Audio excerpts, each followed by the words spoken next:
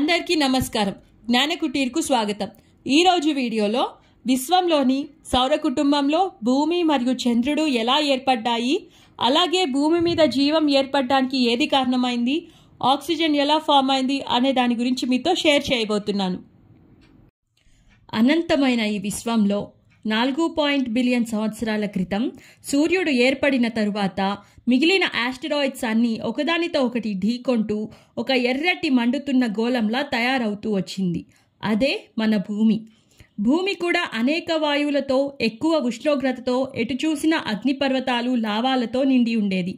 భూమిపై ఉష్ణోగ్రత 1000 డిగ్రీల సెల్సియస్తో ఉండేది. ఆ సమయంలో భూమి తన చుట్టూ తాను చాలా వేగంగా తిరిగేది. అప్పుడు రోజుకి 6 గంటలు మాత్రమే ఉండేది. ఆ సమయంలో మార్స్ గ్రహం అంత సైజులో థియా అనే ప్లానెట్ మన భూమిని ఢీకొట్టింది. అలా ఢీకొట్టడంతో భూమి చాలా వరకు చెల్లాచెదురైపోయింది. అంతేకాకుండా థియా ప్లానెట్ మన భూమిని వేగంగా ఢీకొట్టడంతో స్ట్రైట్గా ఉన్న భూమి 23.5 డిగ్రీస్కు ఒరిగిపోయింది. అలా భూమి ఒరిగి ఉండడం వలన మనకు ఋతువులు అనేవి ఏర్పడుతున్నాయని శాస్త్రజ్ఞులు చెప్తున్నారు.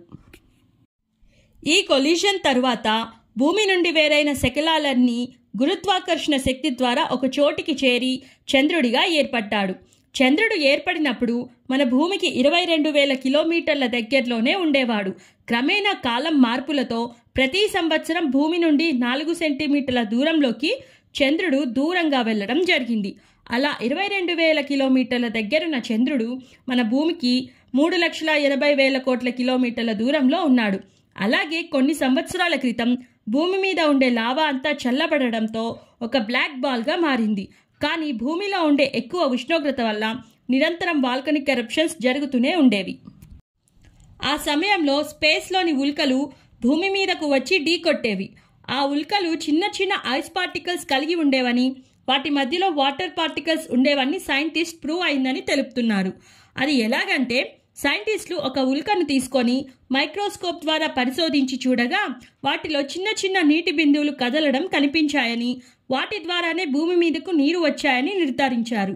అలా కోట్ల సంవత్సరాల పాటు ఉల్కలు భూమి మీదకి చేరడం వలన ఒక్కొక్క నీటి బిందువులన్నీ కలిసి మహాసముద్రాలుగా ఏర్పడ్డాయి. ఇప్పుడు మనం వాడుతున్న నీరంతా కూడా కొన్ని కోట్ల సంవత్సరాల క్రితం ఏర్పడినవే. భూమి ఉపరితలమంతా నీటితో నిండిన సమయంలో భూమి లోపల ఎక్కువ ఉష్ణోగ్రత కారణంగా వాల్కనిక్ ఎరప్షన్స్ జరుగుతూనే ఉన్నాయి. అలా బయటికి వచ్చిన లావా అంతా చిన్న చిన్న ఐలాండ్స్గా ఏర్పడ్డాయి. అంతేకాకుండా ఐలాండ్స్ అన్నీ క్రమేణా ఒకదానితో ఒకటి కలుస్తూ పెద్ద పెద్ద ల్యాండ్స్గా ఏర్పడ్డాయి.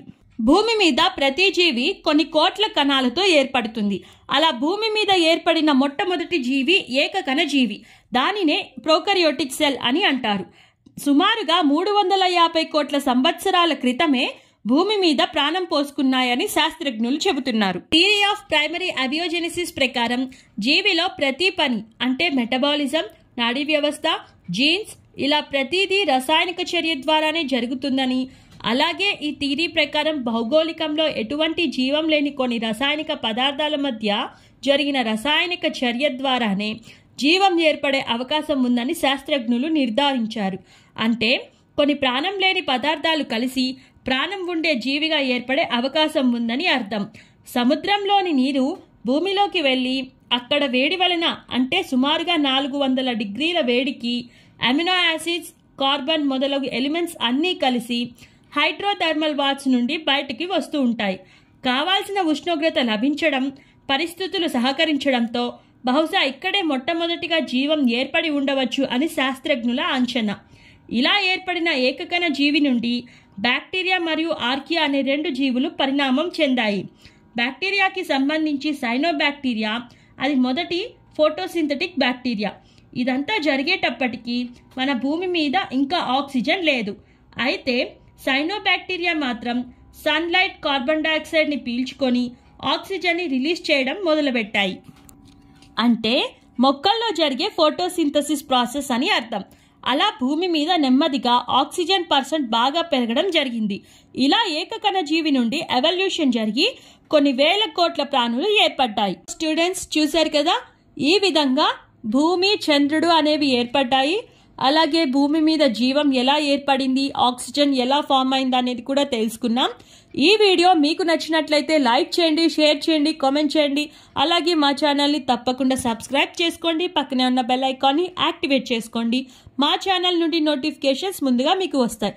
Thanks for watching.